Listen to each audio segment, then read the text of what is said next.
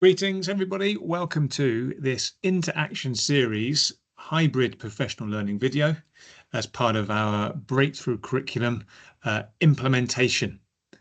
The purpose of today's session is to introduce you to reading the SPC way. Think of this as the launch video 2.0. This is the comprehensive full overview of everything you need to know about reading the SPC way. We've got some input on the progression pathways, how they work and what's involved and included in them. Some discussion around the assessment approaches that you can begin to think about. Supports for implementing this in practice in the classroom, and then finishing up with some ideas to support with planning and the planning for learning and the thinking that goes into that. This session is one of a series and a suite of professional learning videos that we are providing. They all follow a similar structure with some core content, some time for reflection, follow-up tasks, all wrapped up with an opportunity to think on and summarize the new understanding that we're aiming to develop. We appreciate that it's not the same as being in person. It's a challenge of the geography of trying to get everywhere in the borders.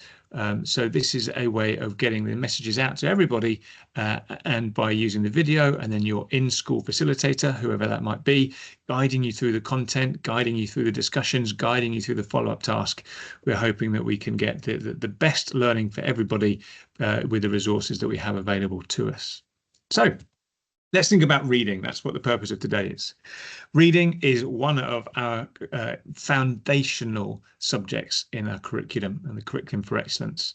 But it's just one of many subjects, and it is part of a broader curriculum. The totality of all that is planned for children and young people is the curriculum. And reading, as with all literacy, is one of these brilliantly rich subjects that just weave throughout the curriculum.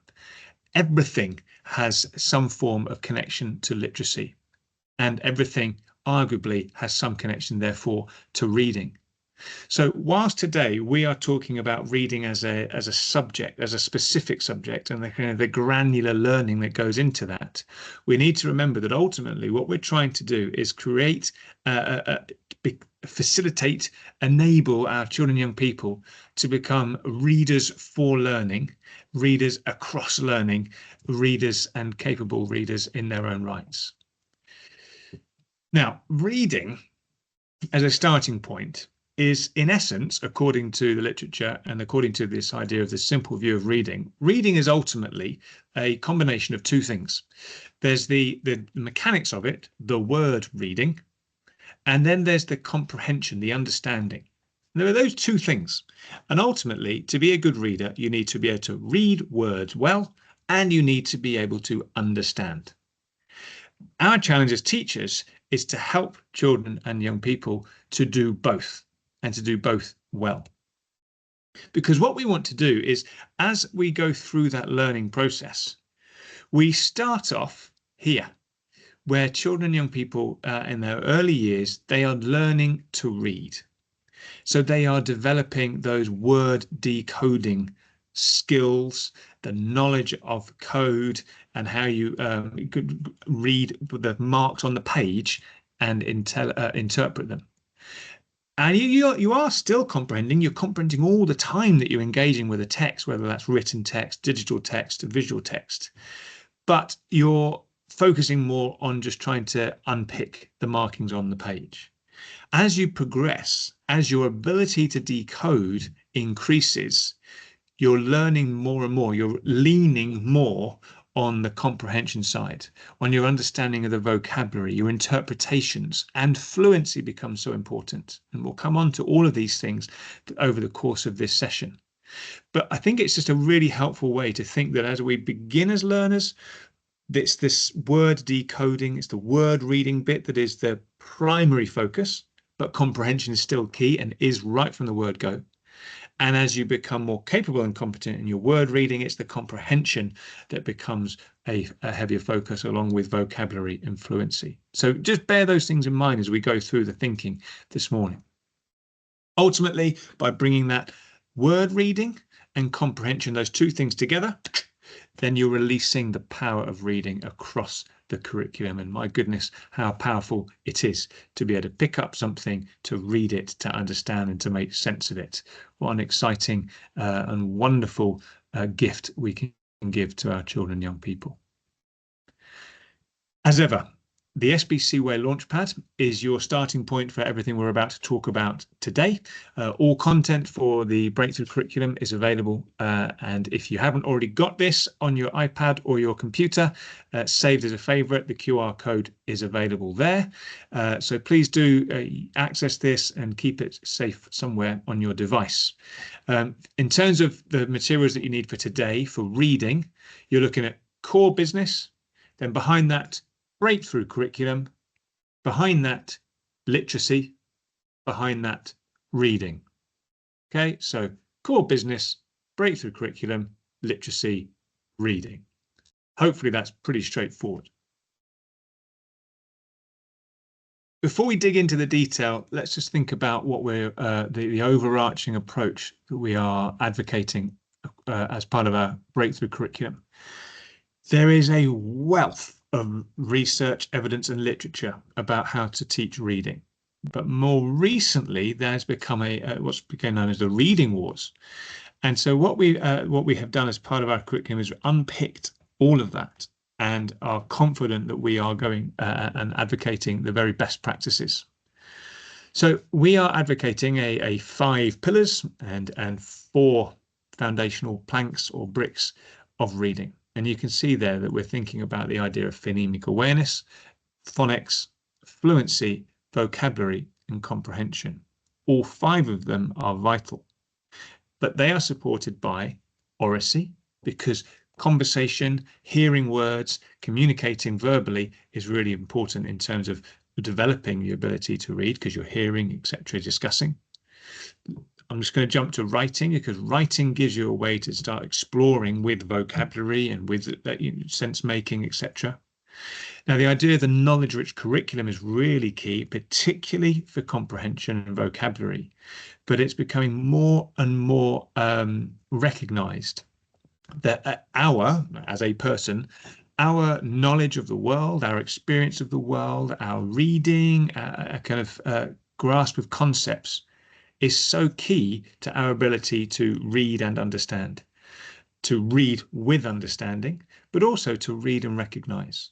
So we need to remember that just teaching phonics, just teaching words, or just teaching strategies for comprehension, if we don't also build in rich opportunities to learn about the world around us, learn about important events, etc., to engage with what's going on in current affairs, we're only achieving part of what we need to do.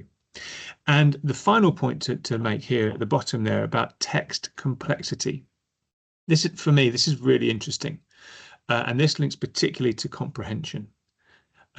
Now, comprehension strategies, the way that we comprehend, and there are a number that we'll talk about in a moment, those are actually, once you know them, you know them. And you can't really know more about them. So, for example, predicting, that's a strategy. And the ability to predict, you can't progress in your ability to predict. What you do is you apply that to increasingly complex texts, which then brings in your understanding of vocabulary, your understanding to decode unfamiliar words, and fluency.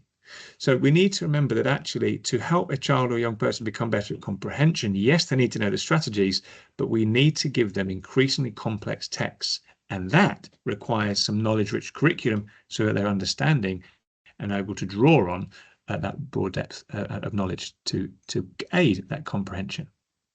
So as I said, these ideas, they're built on lots of research and evidence that's out there. We've got the idea, Scarborough's reading rope, which just helps us understand the idea of language comprehension and word recognition. We've got the 5 pillars, which comes from the National Reading Panel. And it's these things which have ultimately led to our approach. All of which is available as a support document. So if you want to understand and unpick a bit more about what it means about phonemic awareness, phonics, vocabulary, fluency, comprehension, There is a document that has been created that just outlines all of those components, as well as ideas and suggestions for what to do in the classroom. But that's not what the purpose of today is. Let's dig and explore more what's going on with our reading curriculum. As a starting point, what I'd like you to do, please, and your in-school facilitator will pause the video at an appropriate time and allow time for conversation. Questions here.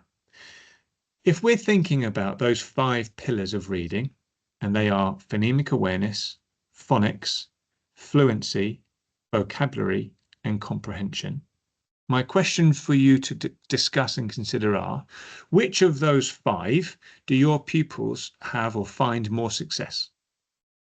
Which of those 5 do your pupils find more challenging? And then for you as a teacher, which of those 5 do you feel more confident teaching? And which of those 5 do you feel less confident teaching? Discuss. Click pause and then restart the video when you're ready.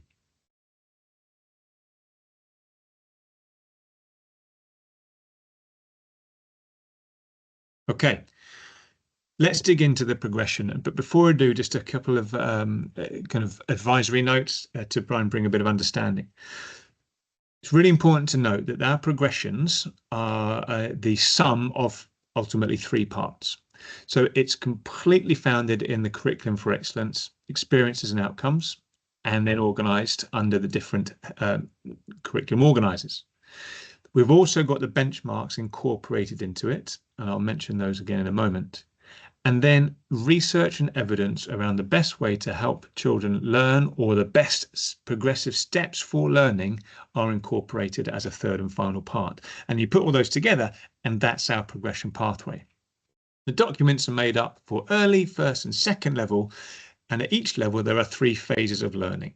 So these are not named as year groups, but they are phases because learning is not completely linear, and depending upon the different strand or organizer, a young person or a group of learners may be starting at different points, but it sets out clearly what that pathway of learning can look like. And the 4th column, importantly, is a benchmark. And the reason for that is purposeful. The benchmarks are an assessment point of reference. They are not something to plan towards. And that's what they were designed for. They were designed to support assessment. And what we have purposefully done in building our progression pathways is ensure that at the end of phase 3, or actually during phase 3 of learning, benchmarks are already achieved. If you are taking your children through these phases, you will achieve the benchmark. What we're not doing is saying, if we get there and to the end, fingers crossed they've achieved the benchmark.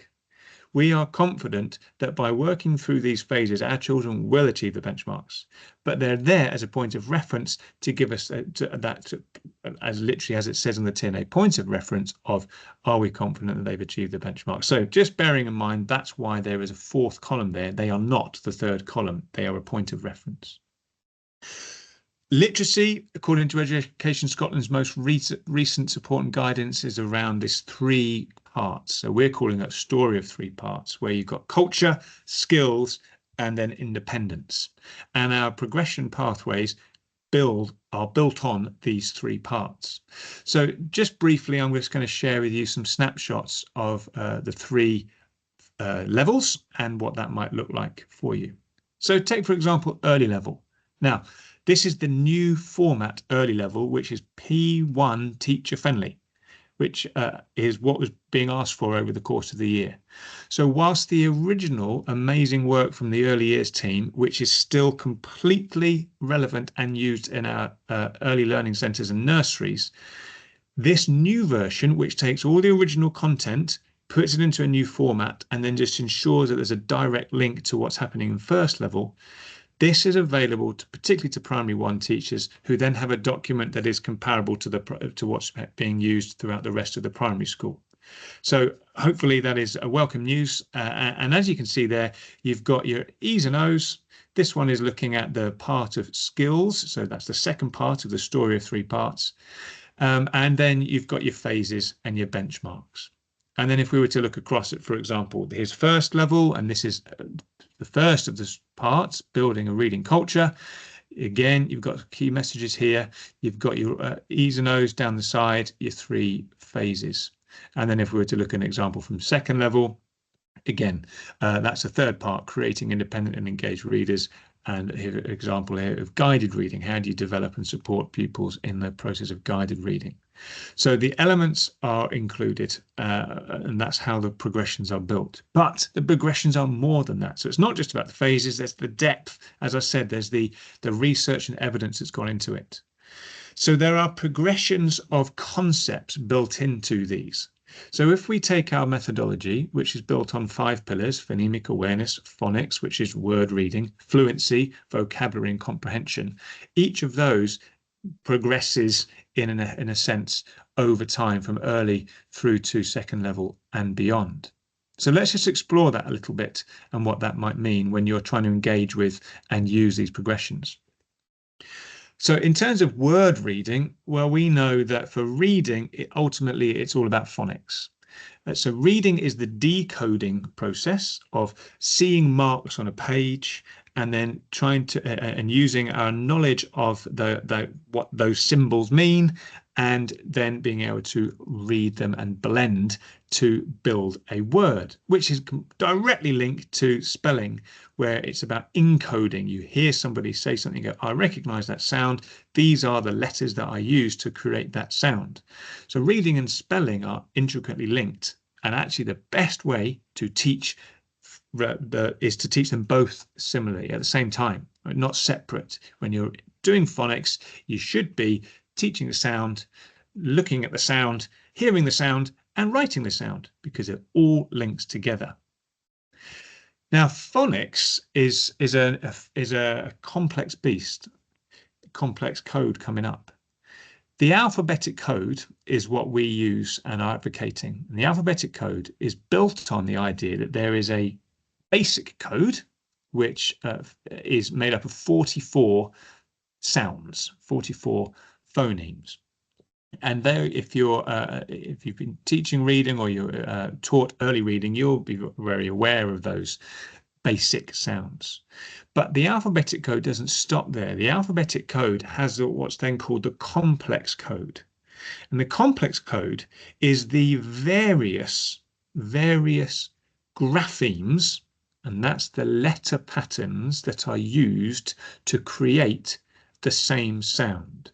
So if you look on the screen here, for example, if we took the phoneme, we know that the basic way of writing k is a K or a C, but we also have k as in a CK, or you've got CH, QU, and etc. So that becomes a complex code when you start to help children understand that one sound can be written in multiple different ways. That's the complex code, and we as teachers need to teach that. We need to guide our learners through understanding that complex code. So our curriculum provides that support. And we've got for early through to first, there's a phonics progression, which is available if you want to use it. Many schools have got that already in place because it's a foundational part of early reading.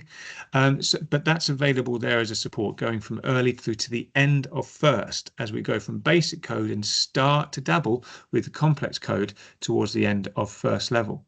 As we go forward then from second level, you then got the complex code. The complex code has been brilliantly developed and supported through Phonics International. That is a freely available resource, and so we haven't done anything with that because it's already there. It's done and it does a great job. So Phonics International, it's a free resource. You do have to have an account, but the account costs nothing, and then everything you need to understand, to teach, and to develop the complex code is there. So that's word level, going from basic simple code through to the complex code. But then we also, when we're reading, as we explore that complex code, we then start to think about morphology, and we can start to look at how we've got prefixes, suffixes, they bring meaning.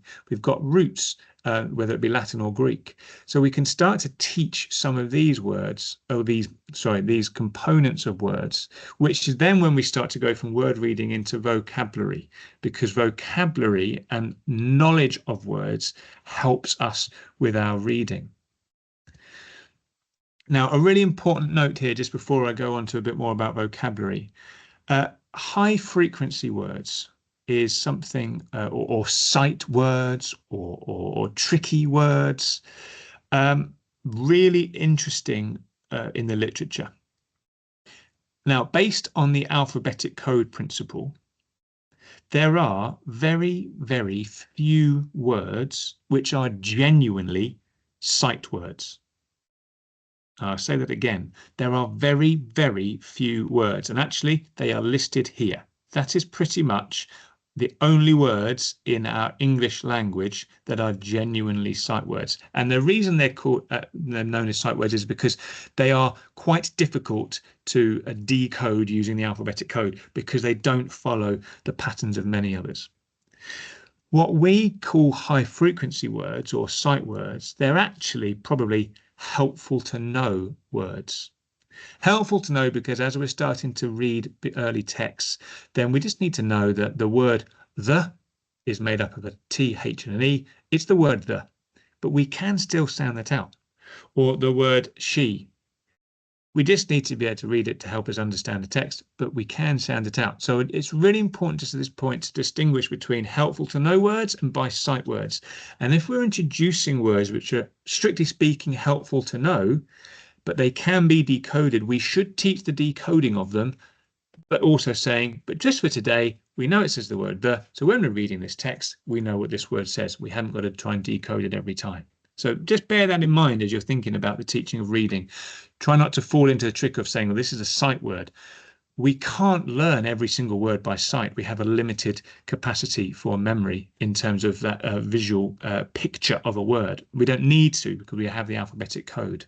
So just bear that in mind. Right, vocabulary, which is where you kind of go from decoding words to then understanding what words mean. It's really important. Vocabulary serves a holistic literacy. It goes across reading and writing and listening and talking. It supports comprehension of text, because as we grow in our understanding of words and learn new words, when we see them, we can understand them, which adds to the understanding of the broader text.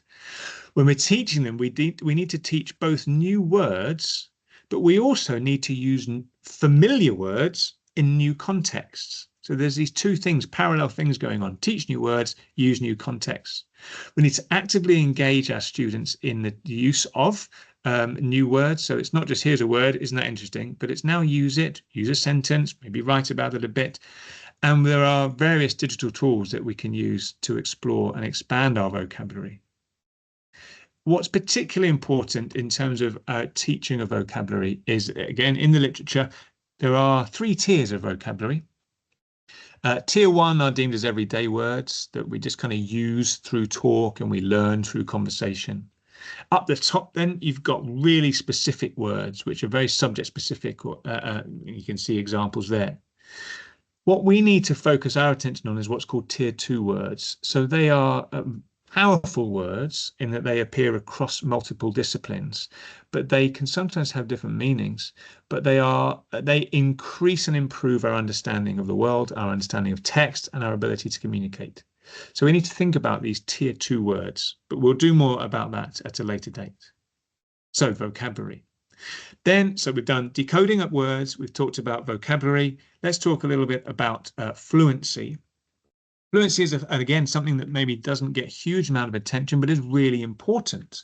So fluency is the ability to read with accuracy, that is to read correctly, with automaticity, which is to read them just automatically and not have to decode every single word, and to read with prosody, which is a kind of expression.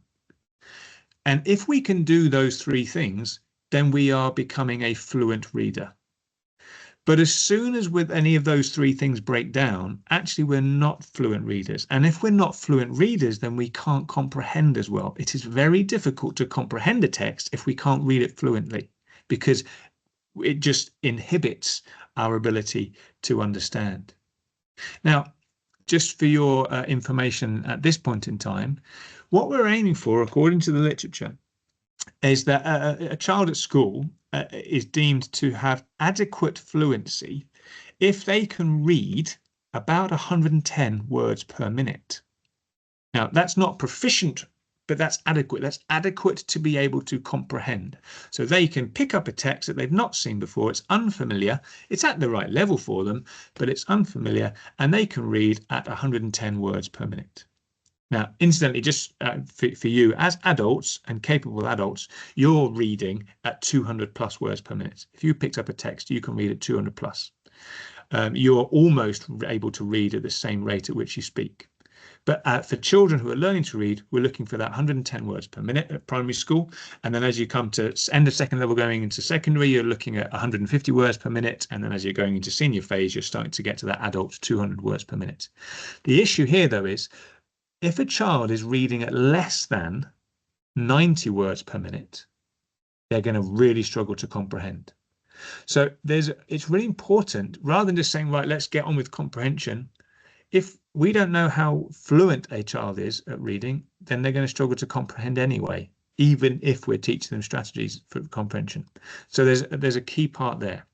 And we can improve fluency, and there's ways to do that, but we're not doing that today. So it's just to bear in mind at the start of the school year, how fluent are your readers? Genuinely, if you were to give them something unfamiliar and ask them to read, are they stuttering? Are they able to read at a fluent rate? Because if not, they're going to struggle to develop comprehension. And comprehension is the last thing to talk about today before we take a short break, and I'll give you some questions. Now, comprehension is the ability to understand what we are reading, the text that we're engaging with. There are 4 important parts to this. We comprehend based on 1, the background knowledge that we bring to what we are reading with. So if I know a lot about nuclear physics, I will be able to understand the text about nuclear physics. If I haven't got a Scooby about nuclear physics, I will not be able to comprehend it. Just fact. Vocabulary is important. If I'm increasing my understanding of, or the number of words that I just recognize and I understand what they mean, it'll help my comprehension of the sentence that word is in, of the paragraph that word is referenced. Comprehension is also, as I said at the start, about text complexity. So we can't asking questions about, for example, Diary of a Wimpy Kid. I could ask the same question about Diary of a Wimpy Kid, and then I could ask that same question about, for example, War and Peace. Now, comprehension of Diary of a Wimpy Kid is not comparable to comprehension of War and Peace because the text is so much more complex. So it's text complexity that we're actually looking to develop and support and increase using the final part, strategies.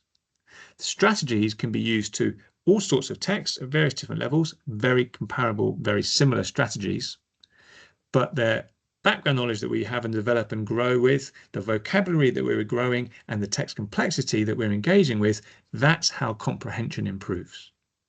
So the strategies that we are advocating, they are universally and internationally accepted. These are the ones that the kind of Education Scotland particularly advocate. We're looking at developing the ability to visualize, so reading something and then to create some form of visual based on that, showing our understanding. We're looking to be able to predict, to be able to summarize, to make connections. And that could be connecting to something that I already know, something that's outside of the world, etc.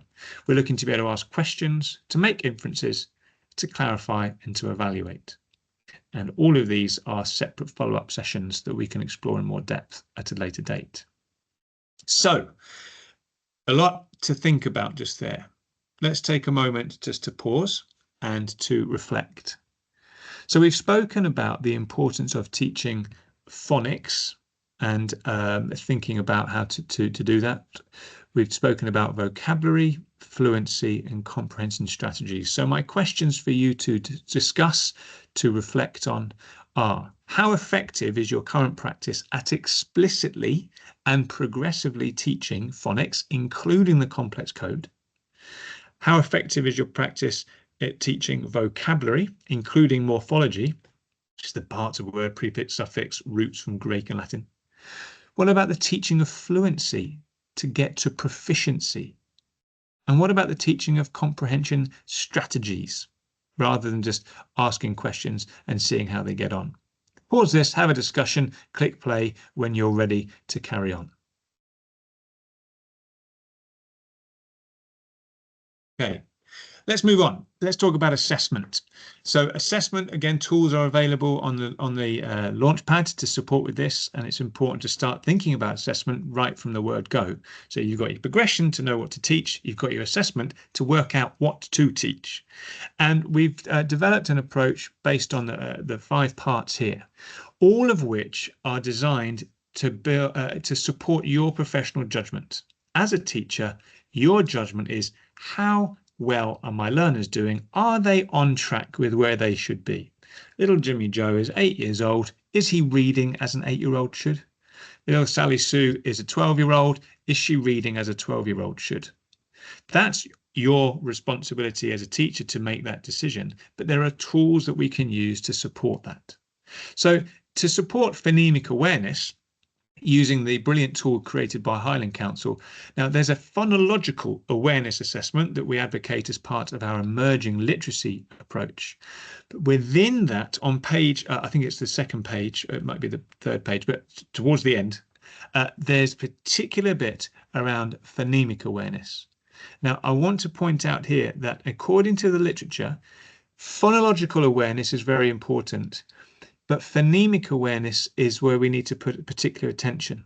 And just because a young person may struggle a bit with some of the other elements of phonological awareness, doesn't mean that we shouldn't develop their phonemic awareness, and doesn't mean that we shouldn't introduce them to phonics. So it's not an either or, they complement each other. So just bear that in mind when you're looking at that phonemic awareness assessment. Phonics, suite of assessments available. Just a quick example there of what that might look like. You've probably already got some in your school. Carry on using them if you need to. The most important thing is you're teaching phonics at a basic code and a complex code systematically, and you know how your students are getting on. You know how competent they are, but these tools are available to you. Now, fluency, ultimately, fluency is really to assess fluency is pretty straightforward in theory. The idea is that a child takes a text that is the right level for them, they read for 1 minute, and you count how many words they can read in that 1 minute. Although it's quite tricky to count on your hand. So actually what you do is you work out and you count how many words they couldn't read, and you know how many words there were in total. There are 2 ways that we are advocating for. One is a teacher-led approach, one is a tech-led. Both of them use the same text, so there's a recommended text which are age and stage appropriate. You would select that text, and then the child would read it, and then you would record how many words that they've done, because you've got a copy of that in front of you. Using the tech, which is using Reading Coach, available through the iPads and the Immersive Reader tool, the tech does the calculating for you. So very clever. The tech listens to the student reading and calculates their words per minute. So it doesn't take long at all, but very powerful way, simple way, but powerful way to determine words per minute. Remembering we're looking for that 110 to be adequate. Any child who's got less than 90, we really need to do some work to support fluency, which will be part and parcel of decoding, but we need to know where we're starting. So reading age, now this is kind of a bit of an overarching thing, but this is really, really helpful. So Hertfordshire County Council have developed a tool here, which we have access to. And it's a pretty crude, but very helpful assessment tool. So this can be used in as a more diagnostic tool, but at a very basic level. You've got these sentences, and you ask people just to start reading through each of the sentences, and every sentence gets progressively more difficult, and you can see level 1 right the way through to level 31. And by marking as they go along the words, as they get an error, as soon as that pupil gets 4 errors, you stop. And at that point, you can work out their reading age. So you can see here that the line at which they meet their 4th mistake is crudely able to determine their reading age. Now, Reading is so complex, but this is a very useful way of determining their reading age, which then helps you work out whether they are on track with their peers or not their peers, their age and chronological age, or exceeding. So useful, does need one-to-one time, but very, very worth doing.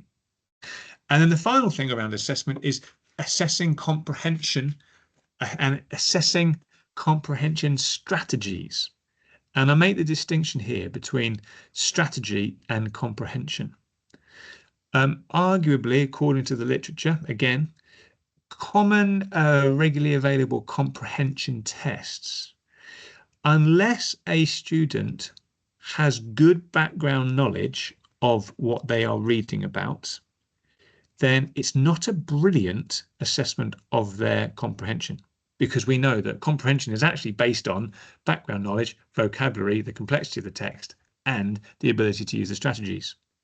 So what we are advocating of is a more thorough, systematic approach to assessing a pupil's ability to use strategies on that kind of proficiency scale of they're emerging in it, they're developing in it, they're proficient in it, and they're extending it. And there are a number of tools available to help us pose questions, pose tasks about a text that people can use to demonstrate their ability with these strategies. So that's a bit of a shift. Not saying that you can't do a comprehension, classic traditional comprehension test. You can. Just be mindful that they are not the best way of assessing comprehension strategies. They're ultimately just saying, can you get the right answer? Do you know enough about the text to get the right answer? Okay. Just to final part here. So what we're proposing here is a calendar of assessments over the course of a year. And you can see in different colors how the different parts or the different pillars can be assessed. At this top, you've got that decoding, that word decoding, word reading assessment. And that should be systematic and ongoing, particularly for our earliest readers. We need to make sure that they can decode those different phonemes and they can use them to build up to word level. We also need to keep an eye on fluency, but fluency is only necessary if you've got children who are reading, well, definitely below 90, but really below 110. That's what you're aiming for. As soon as you've got someone who's reading at 110, you don't really need to do regular checks. But at the start of the year and the end of the year, it's good to just know at what rate they're reading. We've then got in green comprehension strategies. Do it at the start of the year, do it at the middle of the year, do it at the end of the year. Reading ages, we're proposing to do it again kind of at 2 points in the year, one around kind of November time, one around April time. And then you've got to include into that the NSA reading for P1, P4, P7 and S3. So there's a calendar where if we're all doing these common assessments at aligned times, they're going to support us to have confidence in the judgments that we are responsible for reporting. Okay, you're doing so well. I'm going to ask you just to take a moment and to discuss. So let's think about assessment. And my questions to you are around those 5 elements of phonemic awareness, phonics, fluency, comprehension strategies, and actually that kind of crude measure of a reading age. Are you systematically monitoring pupil progress in these? Are you systematically monitoring progress in phonemic awareness for our earliest readers? For phonics, as they go through the basic and complex code. For fluency, as they are below 90 words per minute, up to 110 words per minute, and beyond that, just keep that going. Are you assessing systematically proficiency with comprehension strategies? And do you have a running record of reading age to just make sure that you're confident that as a crude measure, that your pupils are reading in line with their chronological age? And then ultimately, using all of that, how do you reach a judgment about progress over time? Have a discussion, think, pair, share, and then your in-school facilitator will click play when you're ready to go to the final part of this session. Right, so let's come to the end. We're on the home straight here. So how do we just some top tips really, or some ideas and supports to get you thinking about this in practice? You've got the progressions, so you can start using them straight away. You've got the assessments, you can start being mindful and thinking about them. How do you use them to work out what to teach? But how do you then teach it? So there is an SPCUA reading document which provides some hints and tips. That is going to just get added to and added to as we are able to build resources and build materials, and all of that will be available. It is available, and more will be added to it on the Launchpad.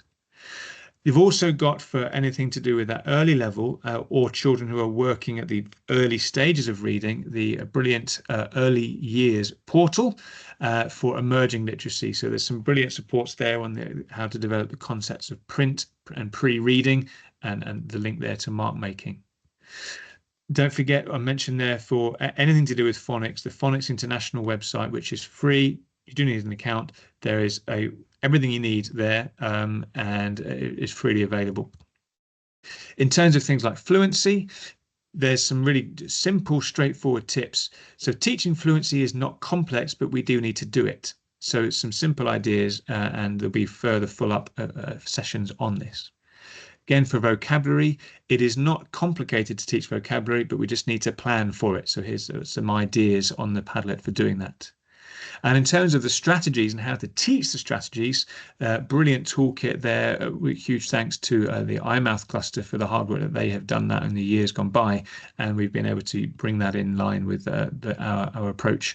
And there's some really great tips on how to teach those different strategies there.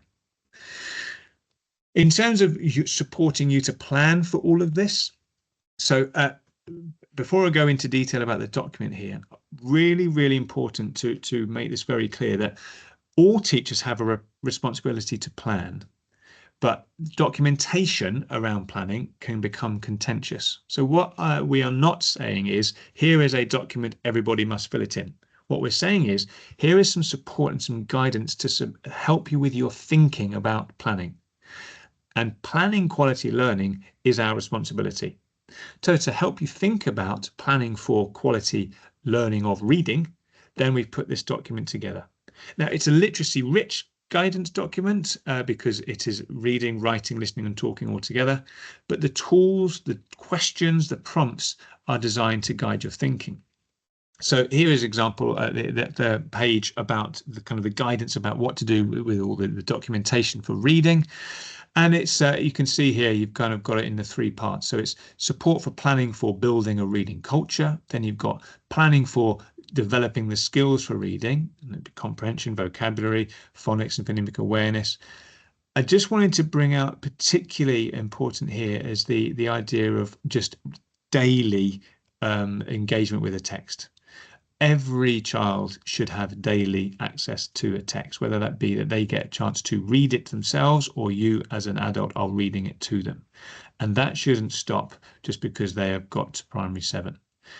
Quality texts, and quality is important here. So if you've got primary 7, think very carefully about the quality text that you're introducing them to. And same for down to primary 1. Where's that engaging text? So think about that, and these are prompt questions to guide your thinking. There are some pro formas in there that you can use if you want to. That's just to support you mapping out the learning over time. So it doesn't have to be used, but if the end goal is by the end of the year we want our children and young people to have done A, B, and C, we need to work backwards. It's called backwards design. So work backwards and map it out. So what do we need to start the year with? What are we going to do over those 5 blocks of time? Thinking about genre as a literacy-rich approach, genre, talk types, which links to listening and talking, and shared texts, which again, it's nice to think about how we're going to make sure that we've got a rich diet of texts. And then at a skills level, granular level, thinking about the decoding and encoding. So that's where reading and writing linked in. How are you going to just introduce the basic code into the complex code, into the morphology according to your age and stage? How are you going to teach the comprehension strategies? Now, we are suggesting that they should all be introduced in block 1 every year, introduced or reviewed every year. And then over time, you're just picking up on the ones that are needing sharp focus. And then thinking about your teaching approach. So we want to bring in guided reading, choral reading, paired reading, etc., etc. And then what assessments are you going to do? Just recommended or suggested supports for your planning there. Now, watch this space for a very exciting AI lesson planning tool. This is already in use for writing, and will shortly become available for a lesson planning tool for reading as well, and then broader literacy. Watch this space, but very exciting with support from the very clever Inspire team there, using AI to create lesson plans, which we believe will be very, very helpful. Okay. Last opportunity just to pause and think before we close this session. So I've mentioned a few in-classroom supports, and I've mentioned some planning guidance. So my questions to you are, what in the classroom support has caught your attention? What do you think you want to go and look at first? Based on the things that you've said are maybe not feeling as confident teaching this part of reading, what might you go and investigate first and why? And then in terms of planning guidance to support your thinking, what might be helpful to support that as you plan for learning? Pause the video, and then when they're ready, your in-school facilitator will bring you back together and finish this session. Right, so let's bring it all to a close. What are you going to do now? So download the progression documents and use them. Download them, put them on your device for easy reference. And once they're downloaded, you can do with them what you want. Explore the Launchpad, look at the in-classroom supports. We'll be adding that more and more as we work with schools, as new resources are created and moderated, we'll be adding content to them. And plan for learning. So straight away start thinking about, what am I going to use from the progression? How might the guidance document support that? What assessments do I need to do to work out what to teach first? But I want to leave you with that in bold red there. Read every day. If you're going to do anything, read to your children and young people every day. In primary 1, you might be reading 3 or 4 stories a day. And as you get to primary 4, you might be introducing chapter books. And by primary 7, well, maybe you're doing an audio book, but they're hearing quality texts every day. And it's the quality texts which are important. Yes, it's good to read the fun ones, but fun books, they're not the best quality in terms of vocabulary, in terms of background knowledge, in terms of enrichment. So think about quality texts. Okay. So that brings us to the end. You've had an overview of the core components of the Breakthrough Curriculum for Reading. We've explored the progression pathway, how it works, how it's built. We've explored the assessment approaches, different assessments for the different 5 pillars. We've talked about some of the tools that are available for you in the classroom and to support with your planning. I appreciate there's been a lot to take on, a lot to think about, but hopefully it's been useful. So what's next? Well, we've got the reading engagement series that will dive into each curriculum area in more detail, and your school leader will guide you through those as and when.